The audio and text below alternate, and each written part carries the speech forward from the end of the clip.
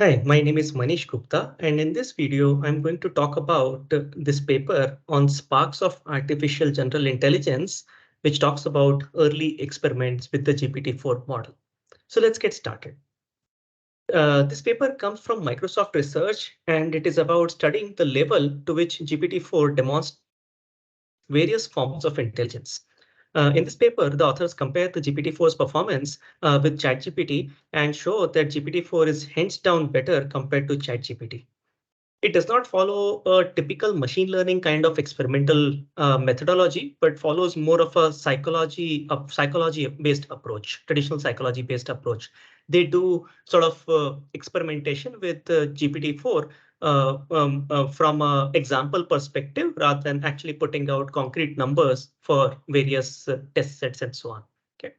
GPT-4 goes, what they find is that GPT-4 is super awesome. It sort of goes far beyond memorization, and it has a deep and flexible understanding of concepts, skills, and domains, as we will see in this presentation. So here are two examples of how GPT-4 is super awesome. So here is a prompt. Can you write a proof that there are infinitely many primes with every line that rhymes?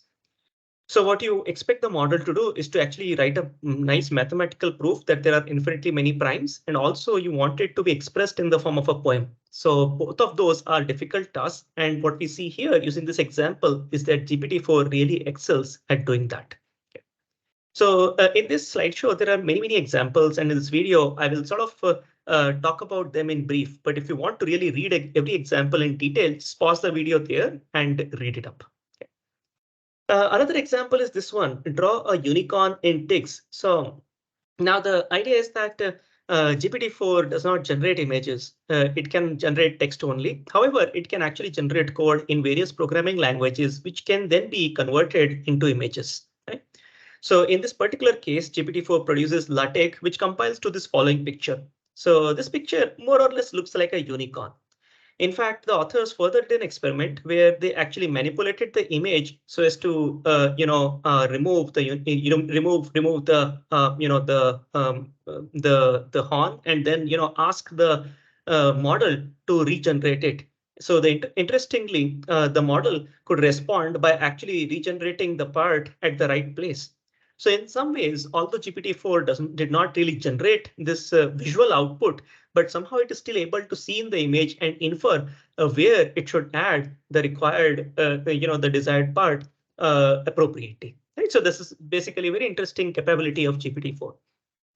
Further, GPT-4 can actually be used to draw a very interesting animations or plots. So here is a complex plot. There is one snapshot of the plot. There is another snapshot of the plot that GPT-4 generates. So it's snapshots from an animation that the prompt basically asks GPT-4 to generate.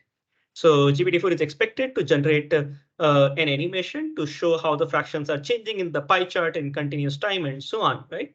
So essentially, GPT-4, of course, generates PyPlot code, which helps come up with this animation. And here are just two snapshots from that animation. Okay. Now, if you notice, the plots are pretty complicated in nature. For example, the plot has 4 different subplots. The positioning of those subplots, is actually mentioned in the prompt itself. So you want y1, y2 in the same plot, y3 in another one, y4 below, and so on. So the positioning is mentioned here.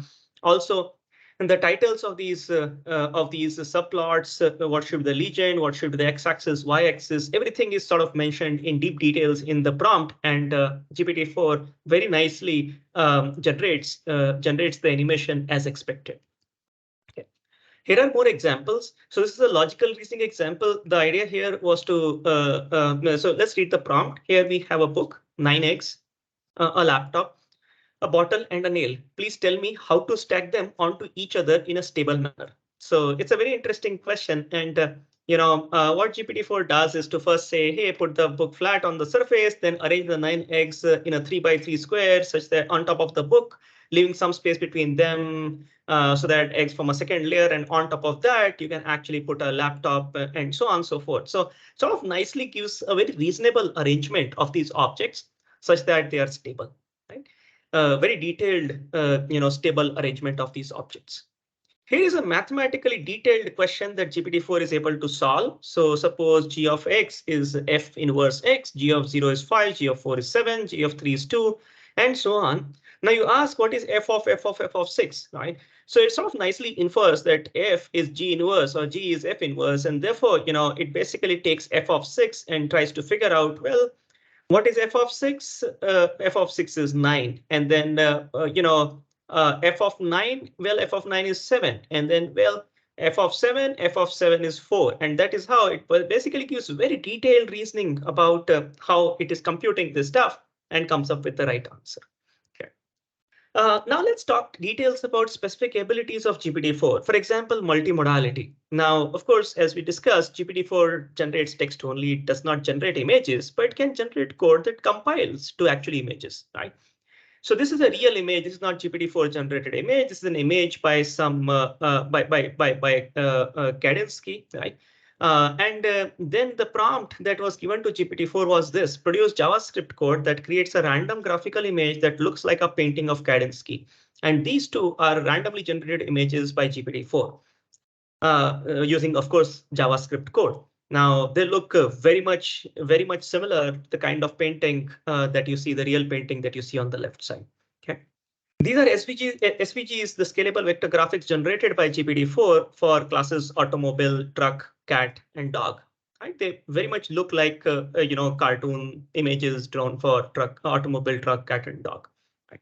GPT-4 can also manipulate images and text in a seamlessly interesting manner. So for example, here is a prompt: produce text code that draws a person composed from letters in the alphabet. So person has to be composed of letters from the alphabet. The arms and torso can be Y. So you can actually specify that use Y for arms and torso.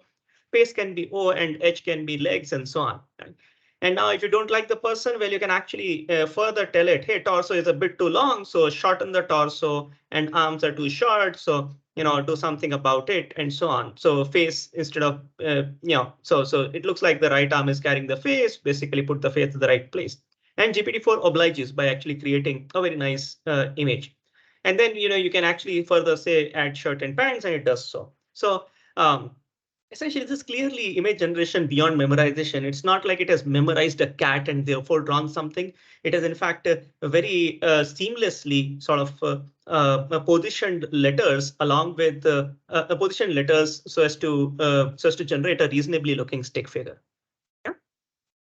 Further multimodality experiments with GPT-4 are as follows. You could basically generate images that blend objects with letters of the alphabet, right? For example, here, the prompt basically says that, hey, we'll be giving you an object, and then we'll be also giving you a letter in the alphabet, and your goal is to produce one-line description of how that alphabet fits into that object, and then also create an SVG code to produce that image.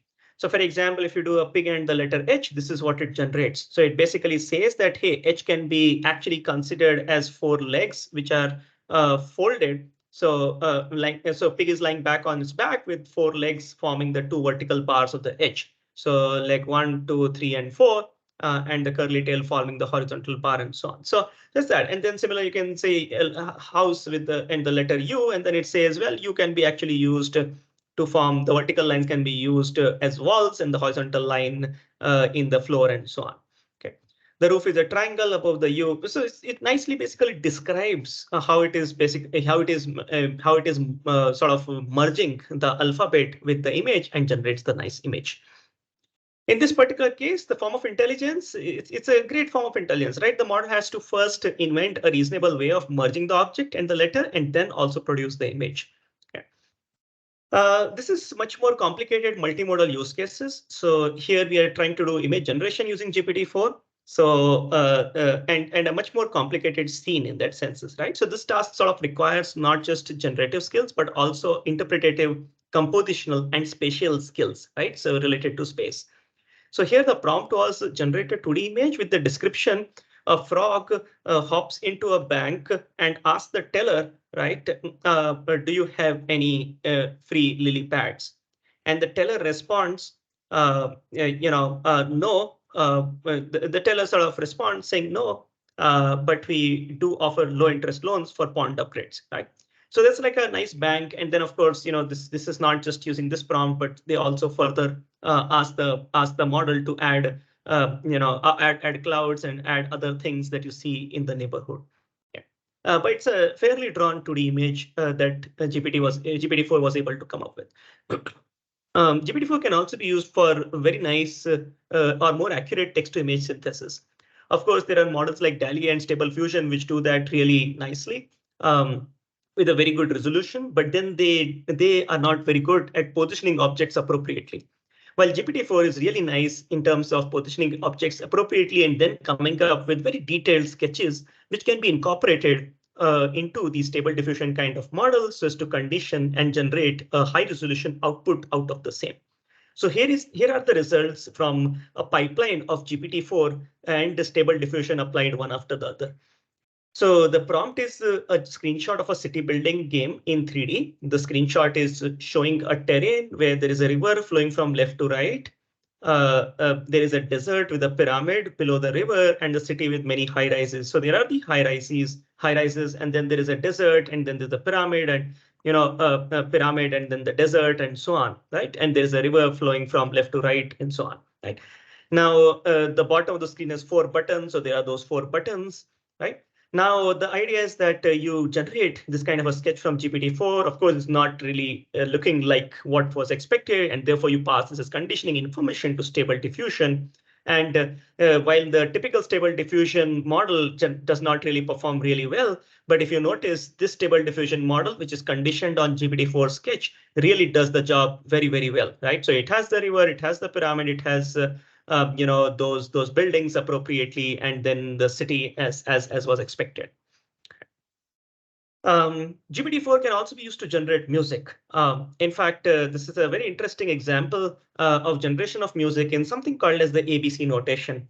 ABC notation of music is a system that uses letters, numbers, and symbols to represent musical pitches, durations, chords, and other elements in a compact and readable way, right? I must admit that I am not really very skilled in music. But then the interesting part is that if you understand musical pieces, you will be able to understand and appreciate the example much more.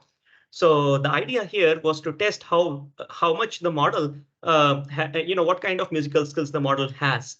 Like, can it compose new melodies, transform existing ones, or understand musical patterns and structures? Okay. So here you ask the GPT-4 model to compose a short tune, say 4 to 8 bars using ABC notation.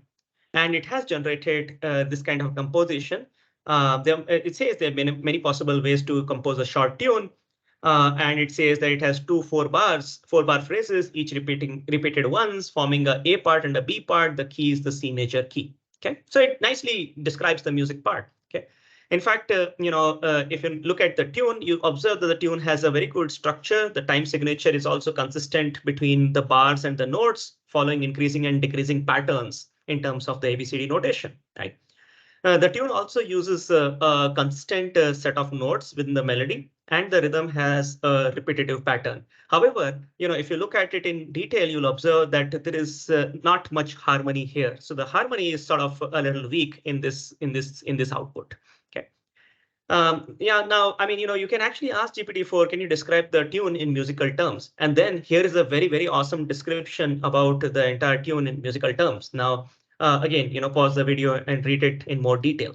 Okay, so that's that. However, if you basically ask it to actually do some more changes or updates to this tune, you can basically, as a user, say I like part A, but maybe part B is just a bit too similar to part A, making the song repetitive. How about beginning part B with a descending arpeggio instead of a rising one?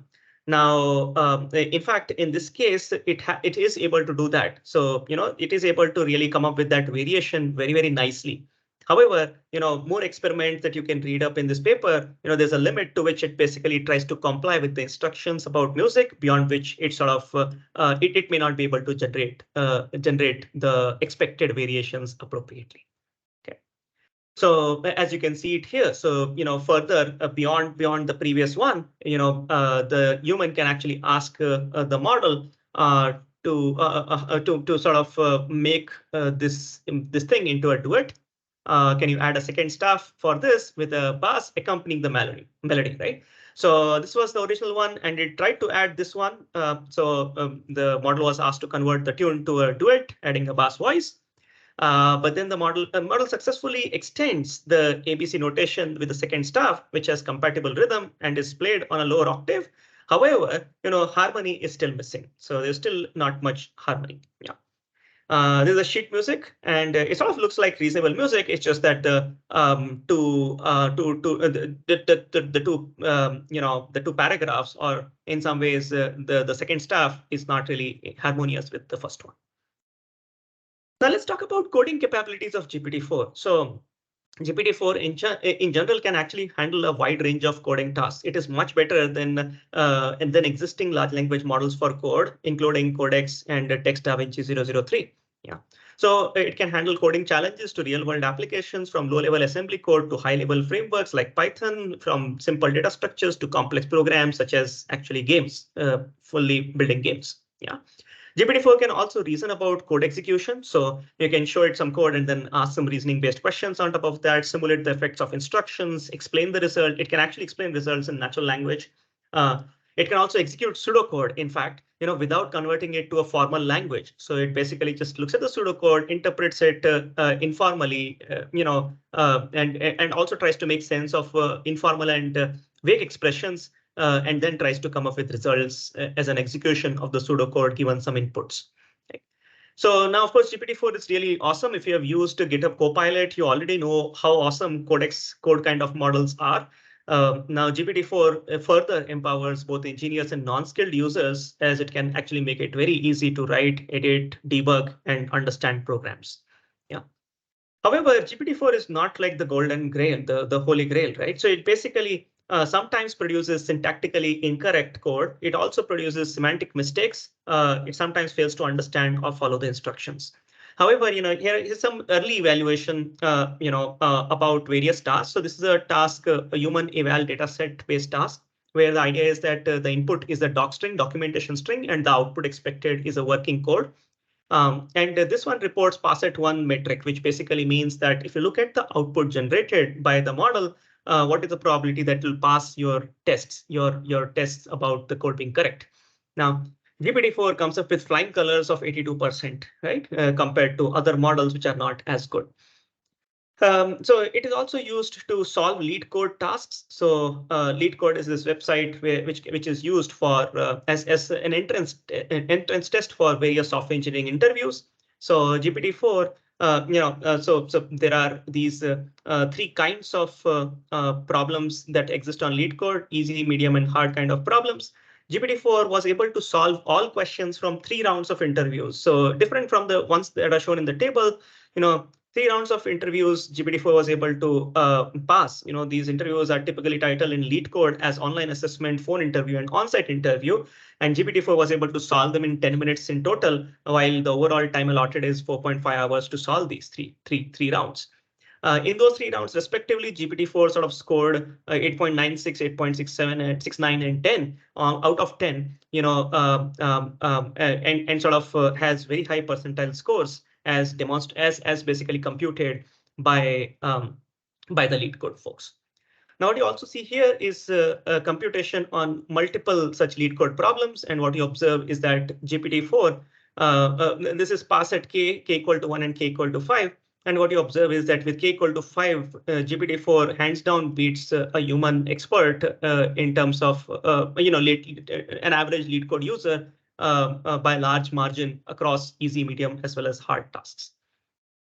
So here is an example of how you can actually pose a lead code problem to GPT-4. So this is actually the same problem as is actually posted on the lead code website, expressed as a prompt. So you're given some m cross n integer matrix grid and so on. I'll not read through the entire thing, but lead code also provides examples which can be provided to the model also, that hey, there is an example input and this is the expected output, and you are supposed to essentially generate code for it. Here are some constraints which are also provided as part of the lead code problem, and well, the problem also provides hints. Yeah. And using all of these, GPT-4 is able to come up with really nice and awesome expressive code as this. It's not just able to come up with awesome code, but it's also able to put up all of those comments, making the understandability of this code very easy. So it's a correct code, plus it is very much understandable as well. Further on coding capabilities of GPT-4, more from a visualization perspective, the authors basically took this table and asked GPT-4 to extract data from the LaTeX code of this table and produce a plot in Python. So the input is this table and the output is this thing on the right side that you see. Okay. So the prompt is as follows. I'll show you a LaTeX table and we'll come up with a way to visualize it better in an equation and in a question and answer format. The table is showing the performance of different language models and so on. So basically, GPT-4 nicely takes the table, figures out automatically what should be shown on x-axis, on y-axis, and then also comes up with this color scheme. Essentially comes up with the code so as to draw what you see in the top part. Right? Now you can actually get into an interaction and tell GPT-4 that can you make both plots have the same range in the y-axis? You notice the range here is 70, here it's up to 85 or something. So you can tell it to have the same y-axis range, and GPT-4 does so. Right? You can also tell it, is there a way to make the human bar more distinctive? And therefore it takes the human bar and nicely makes it distinctive by adding an extra shading. Right? So extra fill style. Yeah. So that's how expressive GPT-4's coding capabilities are. Now, more from a front-end game development perspective, you can actually build very complicated games using GPT-4. For example, here, the prompt essentially, sorry for the small font, but that's how it fits in the slide. So, of course, you can always go back, look at the paper for more details. But here, we have prompted GPT-4 to write a 3D game in HTML with JavaScript using a very high-level specification. So here the specification is about, that there are 3 avatars, each being represented as a sphere, and the player controls its avatar using arrow keys to move. The enemy avatar is trying to catch the player, right? The defender avatar is trying to block the enemy, and there are random obstacles which are cubes put up randomly here and there. And then, there are also white colored walls. You must follow all the laws of physics. So if the enemy catches the player, game is over and so on. So plot the trajectories is what has been asked. So as you see, the player avatar is denoted by blue here. The enemy avatar is denoted by red, and the magenta colored avatar is basically the defender. And the idea is that if you look at their trajectories, the magenta avatar essentially does try to block the enemy, as you see there. Of course, the red one or essentially the enemy actually rushes from here towards the blue thing, which is basically the player, which does not move. So what you see in this is the trajectory of the enemy and the trajectory of the defender, which is basically trying to block the enemy from reaching to our blue guy, which is the player. Okay. Here is another episode. So again, here you basically see that all 3 are trying to move. So all 3 are basically trying to move from their original places to various positions, and defender does its job, enemy does its job, and so on. It's a pretty good working code that GPT-4 was able to come up with. GPT-4, so here is another example of coding capabilities of GPT-4 from a deep learning perspective. So here is here in this experiment, what was done was to ask GPT-4 to write a custom optimizer module. And this is a very, very interesting and custom optimizer, very different from the standard SGD or Adam optimizers and so on. So in this particular example, the prompt essentially is pretty detailed, but what it is trying to do is this. It basically tries to come up with an optimizer where there is a sequence of non-trivial operations like SVD being applied, truncating a matrix spectrally to look at top K or top 2K eigenvalues, normalize the top K truncated matrix, use fnorm, and so on and so forth. So there are several, and then finally also apply momentum and weight decay. Right? So there are several interesting complex operations which GPT-4 seamlessly converts into working code. Right? Not just, well, it does some mistakes, small little mistakes here and there, but in general, it's able to nicely generate more or less working code. In fact, it sort of forgets here, for example, to loop through the dimensions. So it does not loop through the dimensions. It also forgets to normalize G of K appropriately according to the momentum, but it does more or less correct things. In fact, GPT-4 also applies momentum very accurately. So On the other hand, if you look at ChatGPT generated code, it also looks more or less good, but then it completely messes around with how momentum is actually applied. Okay. So that's that.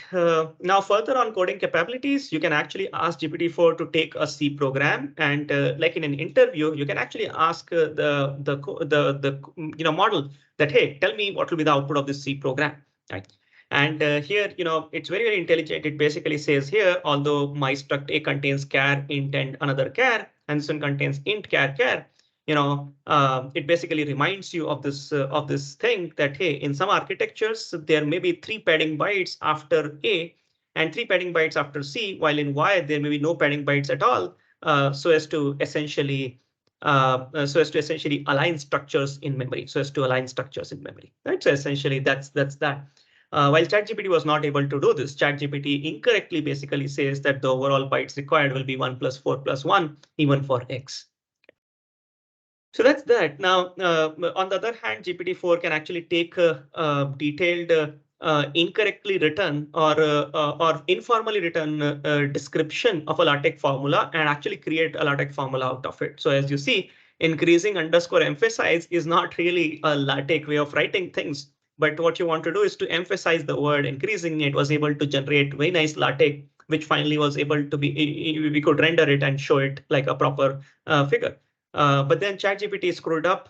Basically, ChatGPT was not able to write LaTeX correctly, and this LaTeX does not compile. Okay.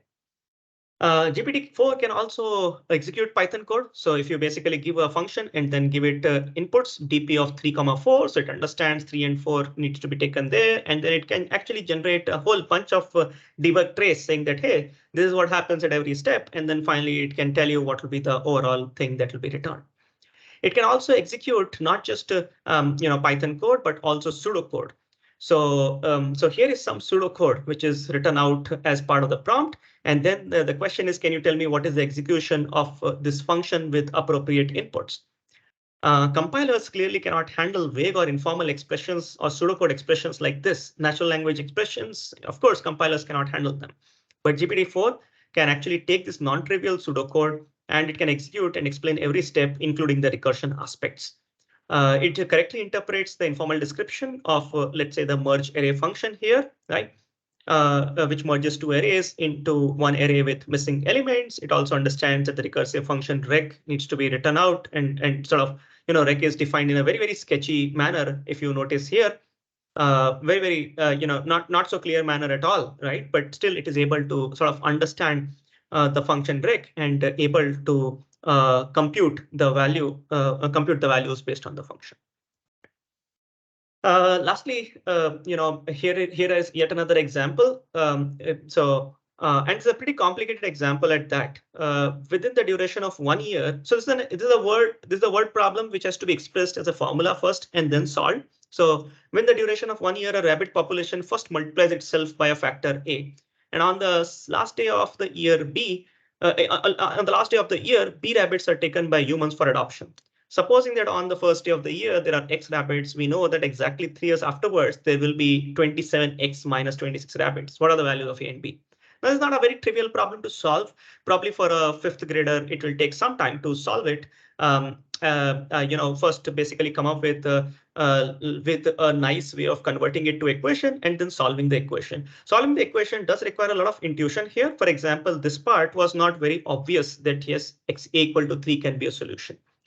So but GPT-4 does it really well, really well, and comes up with the correct answer. On the other hand, ChatGPT just screws it up and does not, land up anywhere. So reminds me of interesting math days where I used to, solve these math problems in very fancy ways.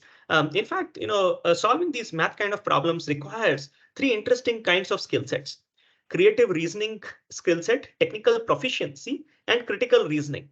Now, all of these 3 are super important to be able to nicely solve mathematical problems. Let's sort of broadly understand, and this is basically what comprises what constitutes mathematical intelligence in some ways, right? So the first step, creative reasoning.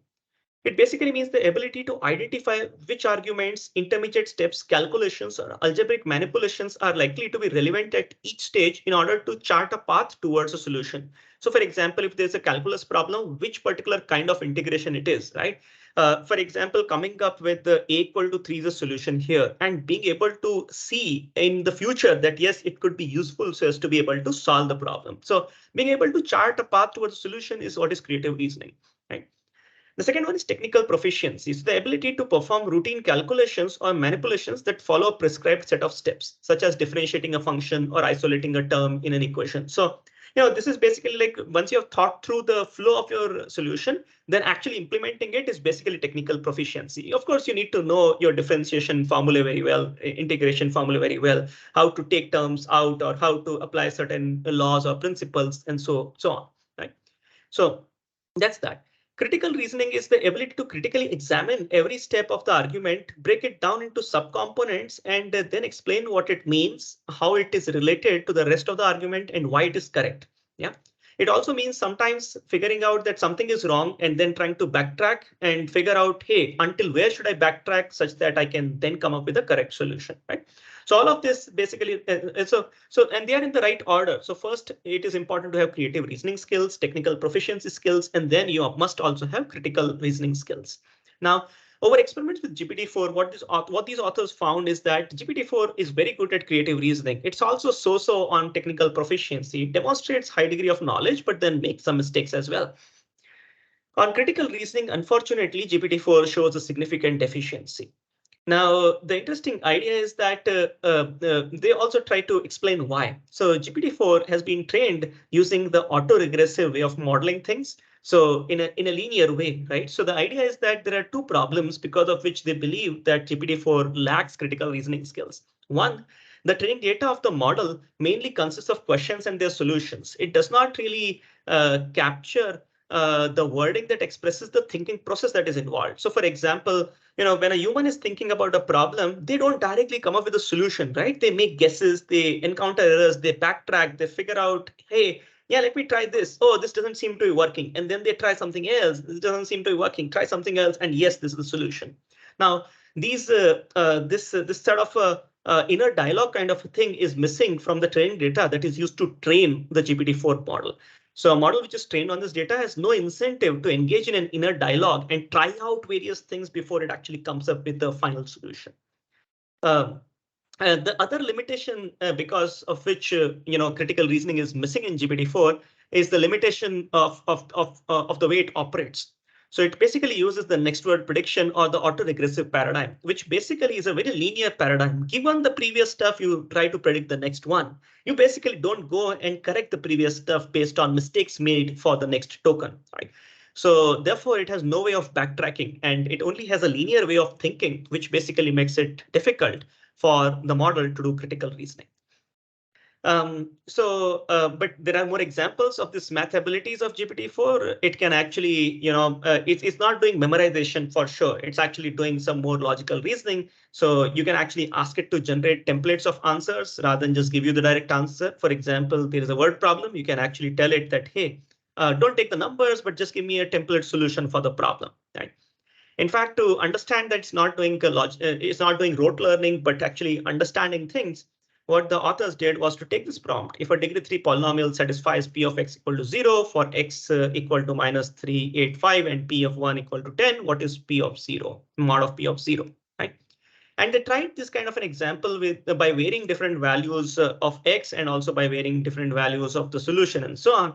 Now, in this case, it turns out, and they basically, also experimented. They also tried to experiment with multiple models, and they found that GPT-4 does way better. Okay.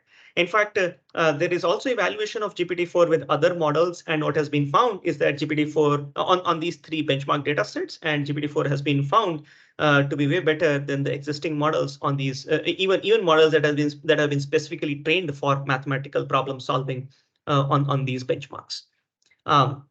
Now, In these kinds of cases where GPT-4 made errors, out of them, most of the errors are basically because of arithmetic mistakes, including counting. So the idea is that if somehow you can actually, so GPT-4 was very nicely able to take the problem and come up with the template and the broad path for the solution, but it makes most of those errors while calculating things. So if you could augment GPT-4 with an external calculator, many of these mistakes can be further avoided.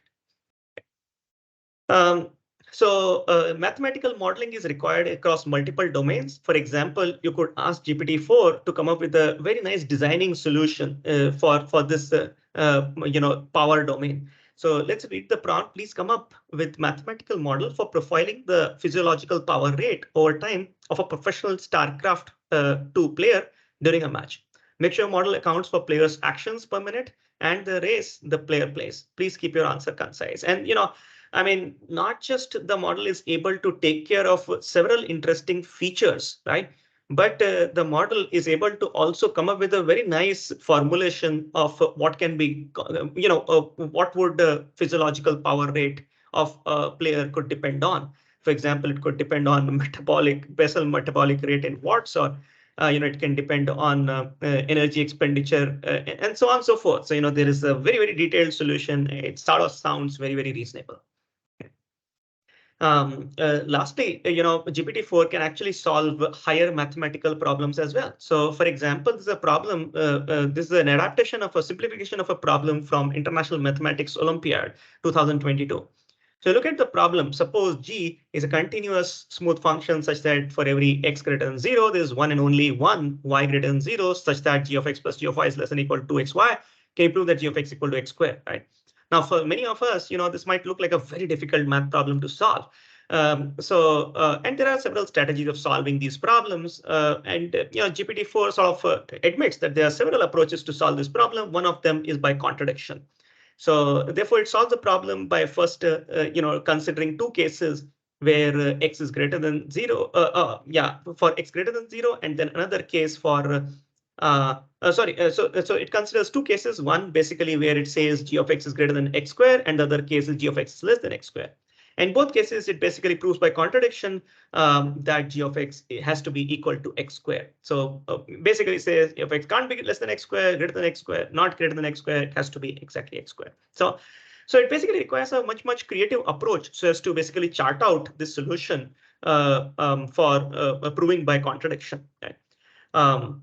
The solution, of course, not just requires creative reasoning, but actually also requires knowledge of calculus at an undergraduate level in some ways, and therefore requires that tool set, that understanding, technical proficiency. You can actually engage with GPT-4 in terms of a mathematical interview. So here is a very interesting example, and not a complete one. For the complete example, please look at the paper. Here is an interview that you can do on graph theory and algorithms. You can actually, as a human, the interviewer, you can ask the GPT-4 model, can you remind me what a k-SAT problem is, right? And then GPT-4 nicely explains what a k-SAT problem is, and you can actually ask follow-up questions and come up with some settings and ask questions around them. And the model is able to answer them as you would expect a good candidate in an interview to answer about graph theory and algorithms. Now that was about mathematical abilities of GPT-4. Let's talk about interesting tool set usage, abilities of GPT-4. How does GPT-4 interact with the world? So these are called as interaction with the world abilities, and we will test them for GPT-4. Interactivity, in fact, is the ability to communicate and respond to feedback from other agents, tools, and environments. As humans, we keep doing that, right? So as humans, we interact with one another and with environments to collaborate, teach, learn, negotiate, create. Interactivity, in fact, requires an agent to understand complex ideas, learn quickly, learn from experience, and is closely tied to our definition of intelligence. Also respond to feedback, right? Interactivity is sort of important for agents to acquire and apply knowledge, solve problems, adapt to changing situations, achieve goals, again, incorporate feedback, and so on, right? GPT-4 is actually very much able to use these tools with minimal interaction. Given a particular tool set, GPT-4 knows how to interact with the tool set. Given a problem, it basically can very quickly understand what tools will suit the problem at which particular part of the solution. what kind of input should be given to the tool, and also how to process those outputs so as to move forward with the solution. Okay, here is an example. The computer is answering questions. If the computer needs any information, it can do search, right? So basically, tool set is being expressed in terms of the prompt. So it is being told that you have access to two tools: search tool, calc tool. In fact, three tools. The third tool is character tool, which takes the string and indexes input and basically gets a specific character from the string. Okay. Now, given the question, who is current president of the US, it basically understands that it needs to use a tool. It cannot really just leverage its understanding of the world, right? It also understands that it needs to use the search tool rather than the calc tool or the character tool, right? And then it also understands what is the right search query. So in some ways, this is how, in fact, this model is also integrated with Bing. As you see on Bing, when you put up a query, the model actually decides what is the search query that it can put up to the Bing API, internally, and then comes up with those search snippets and much other information, and uses all of that information so as to be able to come up with the final good answer. Okay. You can also ask other kinds of questions like what is the square root of something, and then it knows that must use a calc tool here, or you can ask what is the 13th character letter of the word, some particular word. It knows that must use the character tool here. Okay. Well, this interaction with the world can be generalized to many other API capabilities. One other use case that the authors experiment with is called as penetration testing, and this is a very common way of ensuring high levels of security. So in this particular case, the authors try to hack into a computer on the local network. So basically, the prompt looks like this. It's called penetration testing, hacking into a computer on the local network. To do this, you can execute these commands on a Linux machine. Before you execute a command, write out the reasoning that led you to run that command. If one way fails, be creative and try out other approaches also. Okay. GPT-4 is really awesome at doing this. So, it basically first puts out the plan. What plan is it going to follow so as to be able to hack into the machine? Basically also tries to do appropriate commands like nmap so as to figure out which machines are available. Then it basically does executes more kinds of commands. So for example, here the command failed. So in the particular subnet that it was trying to figure out, it couldn't find any machine. So therefore, it sort of expanded on that list of IPs and was able to nicely, expand the list of IPs to that and be able to find a machine with open ports and so on. Okay. So it was able to it was able to formulate and execute a plan, scan network for devices, identify a target host. There's more stuff here which I have not put up on the slide, but it can actually also identify a target host, run an executable that tries common passwords on the open port, and gains root access to the machine as well using just because the machine actually had an obvious password. Okay. So what this example also shows that GPT-4 is well versed with Linux commands, clearly based on its pre-training, right? And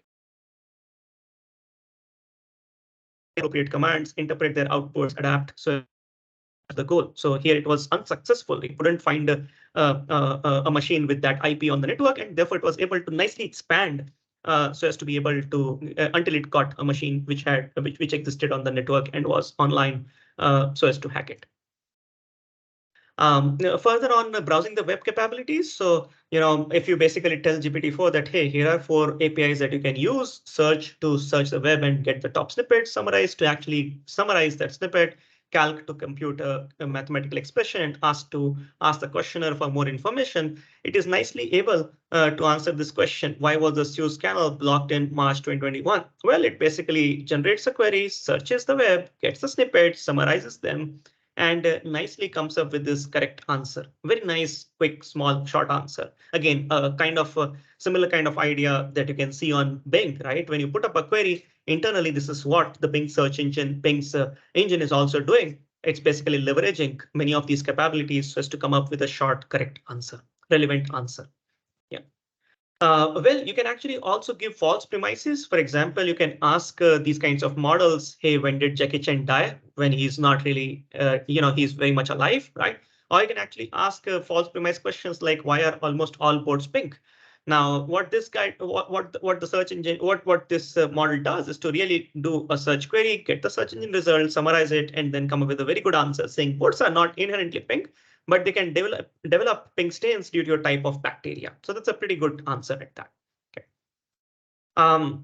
GPT-4 is not embodied, so it cannot really, it doesn't have, arms to or actuators so as to move things around, right? But it can actually give you outputs that can basically be fed as instructions to, to machines with actuators or motors in them and navigate follow the commands. Okay, so for example, here the idea was here a human is sort of playing with GPT, answering some of its questions so as to help it understand the map of a particular house, for example, right? So you want to navigate through the map to reach the goal room. So there's a goal room where the GPT model should reach. Here is the goal room. Actually, what is this? This is basically a real map as drawn by a human. So real map of the place as drawn by a human. So GPT-4 basically starts. So the prompt is you start in the main room. So GPT-4 starts in the main room, right? And so the main room is right there, right? And then it basically says that you can explore the space around you. Your goal is to basically, of course, reach the goal room, but you start from the main room, and then you can actually do 4 things: left, right, up, down, and then the human is going to feed in inputs saying what happens if you basically move left, move right, move up, or move down. Okay. So human says you're in the main room, GPT-4 says move left, and then human says you're into kitchen 1, and so on. So basically, after a large number of steps, essentially, whenever GPT-4 reaches the goal room, essentially the human declares that yes, you have reached the goal room. Now, of course, in this particular scenario, GPT-4 is trying to reach to the goal room. So it tries to optimize for the number of steps it takes to reach the goal room. So as you see, it does some backtracking, but minimal backtracking that is required so as to reach the goal room. Okay. The human can also say, can you describe the location of these rooms, halls, etc. Now, GPT-4 really nicely describes the locations of these rooms. It has and the number of doors it has and which door leads to which room and so on. Okay. Now you can also, as a human, put out the last prompt. Can you draw a plot showing the position of the rooms and connect them using lines? This is basically what is drawn by GPT-4. Now, of course, the code for PyPlot was drawn by GPT-4 and then this executed. This map really looks very much similar to the map which is humanly drawn at the top. Of course, only the part that the model explored so as to reach to the goal room from the main room. Well, GPT-4 can also be used in combination with a human to solve a real problem. This is a real problem that one of the authors was able to solve using GPT-4. The prompt goes as follows. The computer is trying to solve a problem. It can tell the human to do anything, one thing at a time and one line at a time. So the problem is there is water dripping from the kitchen ceiling and you have to figure out why and fix it. Okay, so it's the kitchen ceiling, water is dropping, what do you do? Water is dripping, what do you do? So human says the kitchen ceiling is dripping water. So the computer really acts like a help service and sort of gives step-by-step instructions to the human to check out various things. Check if there is a bathroom or other water source directly above the kitchen. Check if the bathroom has signs of water leakage, puddles of water, and so on. Try to identify where the water is coming from. Check the seals. And then the human says that, well, I can check the seals, but I cannot check for so there's a porcelain thing around the toilet, so I can't check the seal there. And then, GPT-4 suggests that, hey, yeah, I mean, if you can't see the seal, just go ahead and remove the porcelain cover to inspect it. If you don't feel comfortable, you may call a plumber. Yeah. So and then the human is actually able to figure out that there is a problem. That the seal did not seem to be damaged, but then, GPT-4 still said, no worries. I mean, just don't bother, replace the seal. And the author says that, yes, they were able to fix the leak based on that. Okay. Next, so we talked about multimodal interactions. We talked about arithmetic reasoning. We talked about interaction with interactions, embodied interaction and interaction with tools. Now let's talk about interactions with humans. And that's another interesting form of intelligence, right? It's called theory of mind. So theory of mind is the ability to attribute mental states such as beliefs, emotions, desires, intentions, and knowledge to oneself and others, and to understand how they affect behavior and communication. Right? So theory of mind is, of course, essential for effective communication and cooperation with other intelligent agents. Like, humans need theory of mind to understand other humans and respond to them appropriately. Okay. So it allows people to infer their goals of other people, preferences, motives, expectations, and adjust your own actions and utterances accordingly, right? Theory of mind is also important for learning from others, as it enables one to interpret their feedback, their advice, their demonstrations. Of course, as humans, we also incorporate non-verbal cues, body language, and so on. But with GPT-4, their initial experiments that I will talk about in the next few slides are based on verbal cues. Okay. So here is a simple experiment. It's called as the Sally N test, and this test, basically is about somebody putting something in a bag and then another person trying to search for it. Yeah, but then this is a modernized version of the same experiment. Let's read through it. So Alice and Bob, there are two people in the scenario, and they have a shared Dropbox folder. This is basically a modernized internet version of the same thing. Yeah. Alice puts a file called photo.png inside a particular folder on the shared Dropbox folder. Now Bob notices Alice put the file there, and Bob moves the file to slash shared folder slash temp, right? He says nothing about this to Alice, and Dropbox also does not notify Alice, so Alice does not know about this. Now, the question to the model is, after the call, Alice wants to open photo.png, and in which folder will she look for it? Now, it's sort of obvious that Alice does not know that it has been moved to temp. So in the beginning, she will basically try to search for shared folder slash photos, and she has no reason to expect that it will be there in temp, or Bob would have moved it and so on. But unless she sees the file in temp, she will think that somehow she missed the file. She deleted the file by mistake. Yeah, that's basically the answer. And that's a very perfect answer that GPT-4 is able to come up with. So it sort of does understand that humans have a belief that wherever they kept something, it must be there. Yeah. Uh, Here is another example about understanding human emotions. So and it's a very interesting social example, right? It's a simple example, but very complex from a machine perspective. The scenario is that Tom just lost his Zurfin. Now, there is, of course, nothing like Zurfin, but you can replace it with teddy bear or something like that. Yeah. So Tom just lost his teddy bear. And the authors basically used something that does not exist so as to avoid any memorization capabilities that the model has. Right? The authors really wanted to invoke emotions from the model and understand if the model can understand human emotions. Right? So Tom just lost his Zurfin, but he didn't tell Adam. Okay. Adam starts talking to him about how much he loves his Zurfin. So maybe Tom had a teddy bear, Adam had a teddy bear, Tom lost his, but didn't tell Adam. And Adam now basically starts bragging about his teddy bear, right? And that Adam just noticed that Tom made a sad face. Now, the question to the model is, why is Tom making a sad face? For humans, it is so obvious, right? Because Tom had just lost his Zurfin while, Adam is all gaga about his Zurfin. And of course, Tom is sort of missing his own, right? And that is why he's making a disappointing or angry, or sad face. I mean, he's making a sad face, right? Now, another question is, what does Adam think causes Tom's sad face? And there's a very, very nice human interpretation of what would Adam think. Now, this is basically emotional thinking by humans, which the model is able to interpret really well, showing that the model has emotion understanding capabilities. Okay. Now, here are more interactions. So here is a conversation, and let's basically read through how the model is able to understand the conversation, why somebody responds or reacts the way they do respond, and rationalizes around it. Right. So here's a conversation between Mark and Judy. They are parents, and this is a typical parental kind of a discussion. So I don't like how you treated Jack last night. The father is angry, right? Judy says, did you see what he was doing? He hit his brother on the head. Now, Judy is a little, looks like a little, short-tempered here, but, may not be. That's my judgment, right? So let's see what the model says. Mark says that doesn't justify you yelling at him. Judy says, what do you want me to do? Let him beat his brother up and say nothing? No, Mark says, no, I don't, right? Judy says, then why are you defending him, right? The question is, what does Mark's intent seem to be, right? So the Mark's intent is really, really nice, right? Mark's intent was to express his displeasure with Judy's way of handling the situation with Jack and to suggest that she could have been more calm and respectful. But then, and this is, by the way, what model is interpreting, right?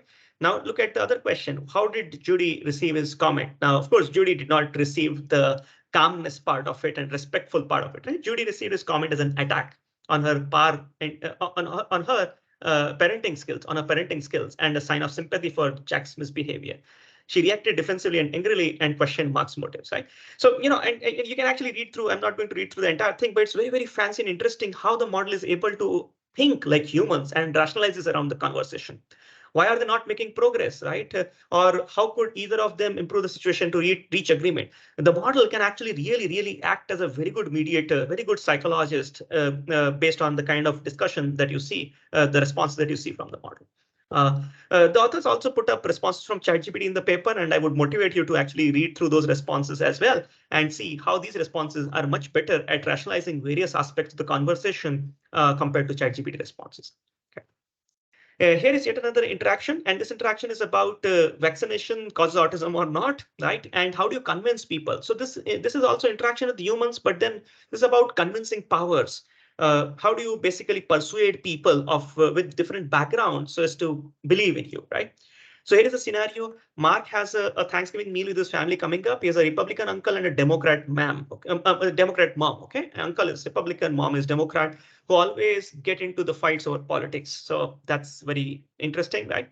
So neither of them got the COVID-19 vaccine for different reasons. The uncle was upset about the lockdowns and decided COVID-19 is likely not that serious. Mom believes COVID-19 is dangerous, but is very careful with putting any non-natural products into the body. Now, Mark wants to convince both of them to get the vaccine while at the same time avoiding an argument between them.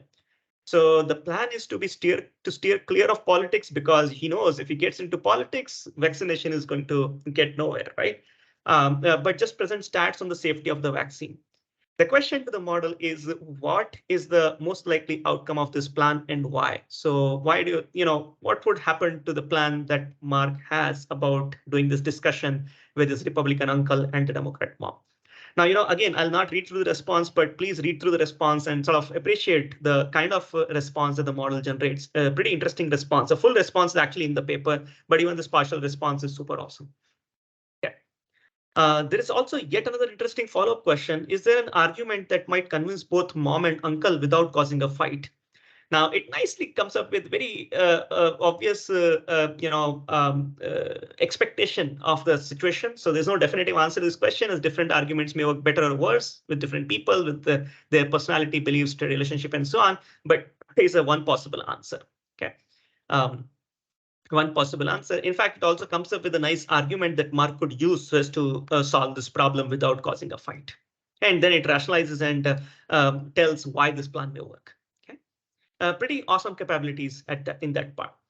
Now, one of the important things about interaction with humans is explainability, being able to support what you talk, right? So, essentially, so the ability to explain one's own behavior is an important aspect of intelligence. So if you say something, you've seen kids doing that, right? They say something and then to back that claim, they say some other things. Sometimes they make up those things, right?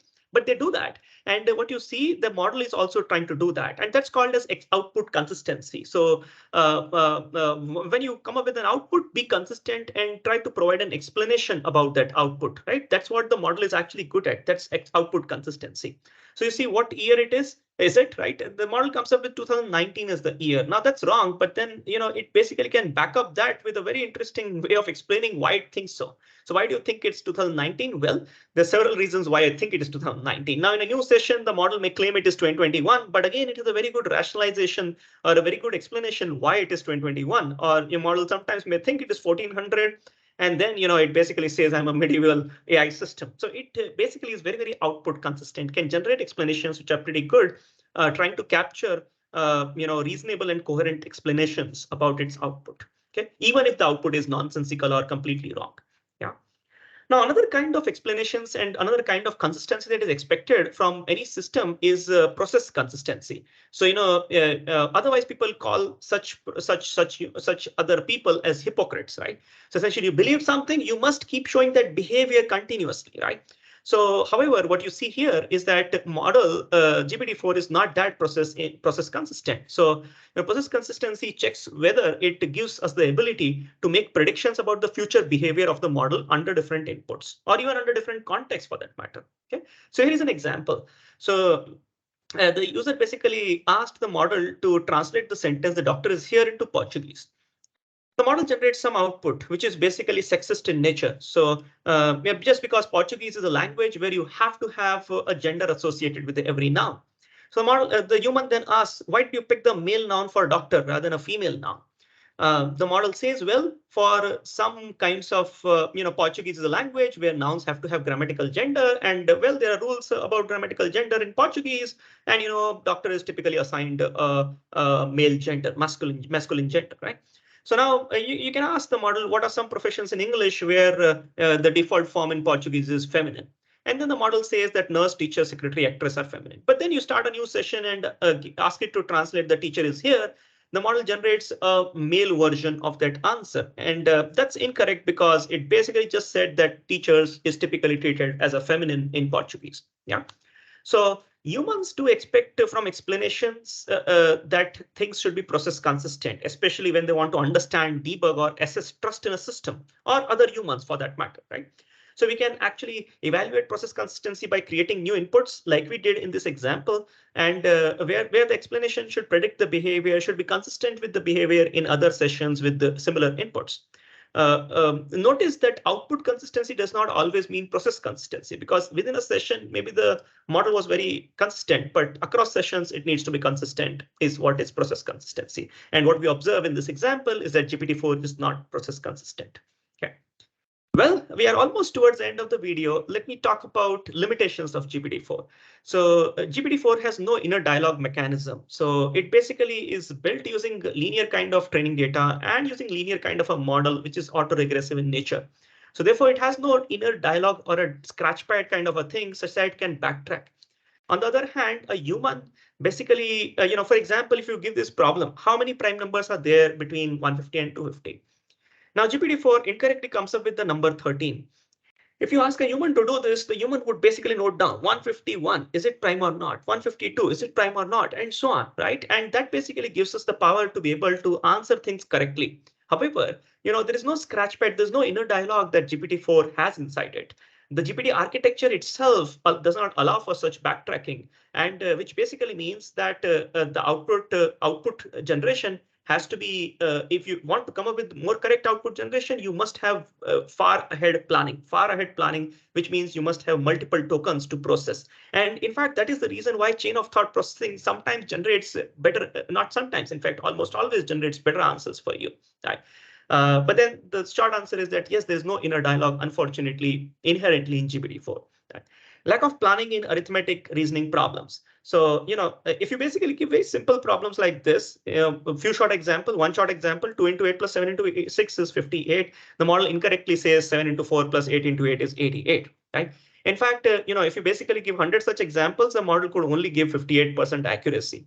But if you also ask the model to come up with intermediate steps, chain of thought kind of thinking, the accuracy goes up to 90% if these numbers are randomly picked from 1 to 200. Yeah. So basically, yeah, these two problems are more or less linked to each other. But then the idea is there's no inner dialogue, and therefore chain of thought actually works. That's a stopgap solution so as to handle this limitation of GPT-4. Confidence calibration is one of those problems in GPT-4. The model has trouble knowing when it should be confident versus when it should not be. GPT-4 can hallucinate really well, and being very confident and persuasive about what it hallucinates. Right? Now, such hallucination may be good in cases of creative writing. However, such hallucination is really bad when it comes to factual output generation. Right? And it can lead to error, confusion, mistrust in the system in various applications. Continual learning is a problem in GPT-4. The model lacks the ability to update itself or adapt to a changing environment. Now, of course, you can say that one can always fine-tune the model, but then that could cause to catastrophic forgetting or overfitting, degradation of performance, and so on. So and then on the other hand, if you don't fine-tune, out-of-date systems can lead to issues with the freshness issues with latest events, latest information, or latest knowledge that came into being after the last cycle of training of the model.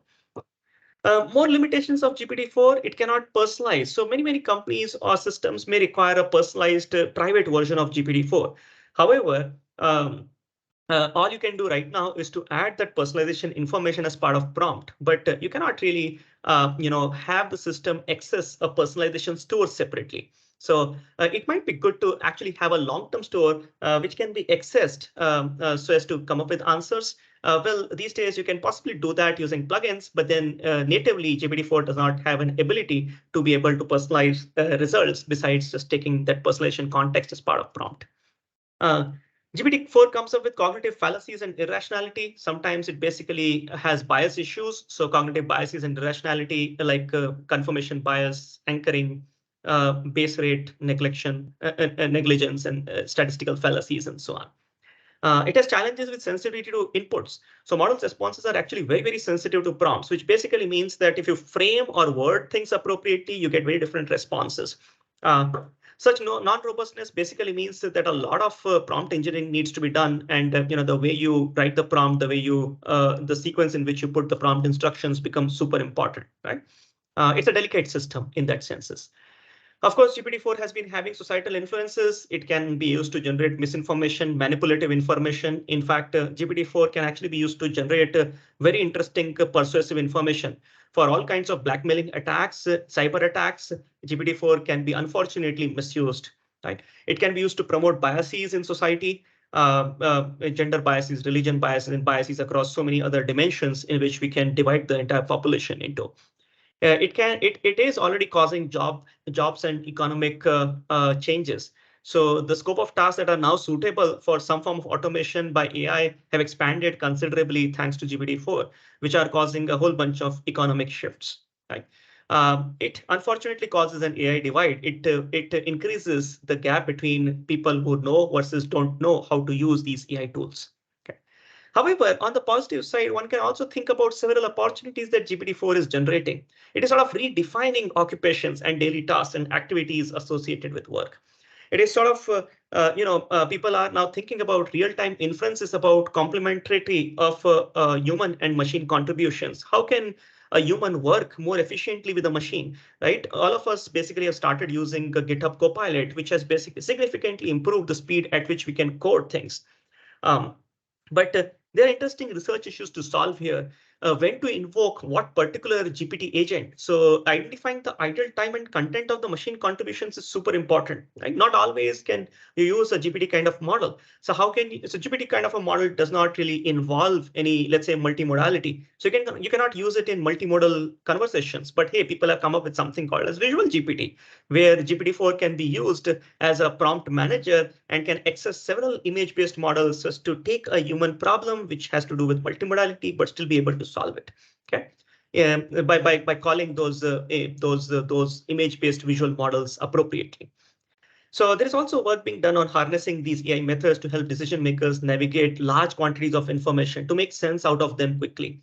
It is being used to take human mental models into consideration when AI systems are refined, such that when you essentially bring them into production, they behave like humans would.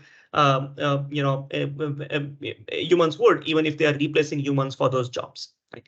So there's also work being done on designing systems that support human AI interaction, so that whenever you have if you foresee a world where humans and these AI-based bots essentially work together, these are some interesting problems to solve.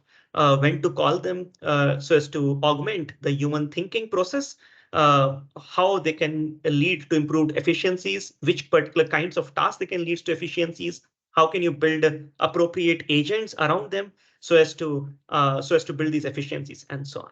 Okay.